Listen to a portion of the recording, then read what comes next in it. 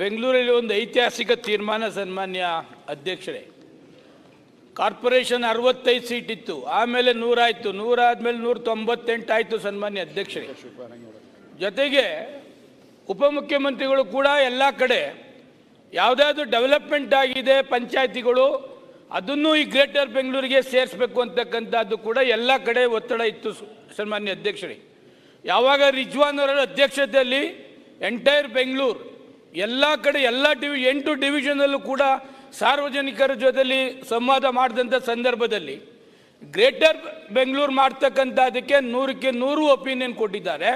ಜೊತೆಯಲ್ಲಿ ಯಾವುದೆಲ್ಲ ಡೆವಲಪ್ಮೆಂಟ್ ಆಗಿದೆ ಪಂಚಾಯತಿಗಳು ಅದನ್ನು ಸೇರಿಸಬೇಕು ಅಂತಕ್ಕಂಥದ್ದಿದೆ. ಬಟ್ ಇವಾಗ 5 ವಿಂಗಡಣೆ ಮಾಡಿದ್ದಾರೆ, ಅದರಲ್ಲಿ ಯಾವ ಡೆವಲಪ್ಮೆಂಟ್ ಪಂಚಾಯತಿನೂ ಕೂಡ ಸೇರಿಸಿಲ್ಲ ಸನ್ಮಾನ್ಯ ಅಧ್ಯಕ್ಷರೇ.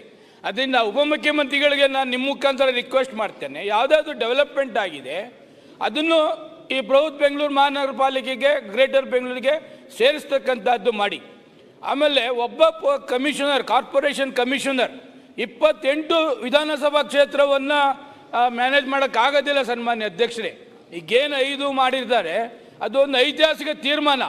ಎಲ್ಲ ಬೆಂಗಳೂರು ಇದೆ, north Bengaluru, south Bengaluru, East Bengaluru, central Bengaluru, ಯಾವುದು ಬೆಂಗಳೂರನ್ನೇ ಡಿವೈಡ್ ಮಾಡ್ತಾ ಇಲ್ಲ, ಓನ್ಲಿ ಅಡ್ಮಿನಿಸ್ಟ್ರೇಷನ್ ದೃಷ್ಟಿಯಿಂದ ಮಾಡ್ತಾ ಇರ್ತಕ್ಕಂಥದ್ದು.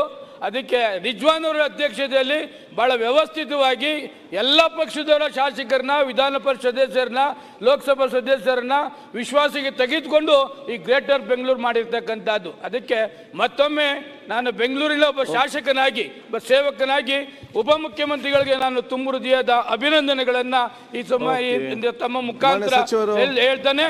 ಜೊತೆಗೆ ಗ್ರೇಟರ್ ಬೆಂಗಳೂರು ಮಾಡಿರ್ತಕ್ಕಂಥದ್ದೊಂದು ತೀರ್ಮಾನ ಒಳ್ಳೆಯದು ಅಂತಕ್ಕಂಥದ್ದನ್ನು ನಿಮ್ಮ ಮುಖಾಂತರ ಹೇಳಲಿಕ್ಕೆ ಬಯಸ್ತೇನೆ ಸನ್ಮಾನ್ಯ ಅಧ್ಯಕ್ಷರೇ.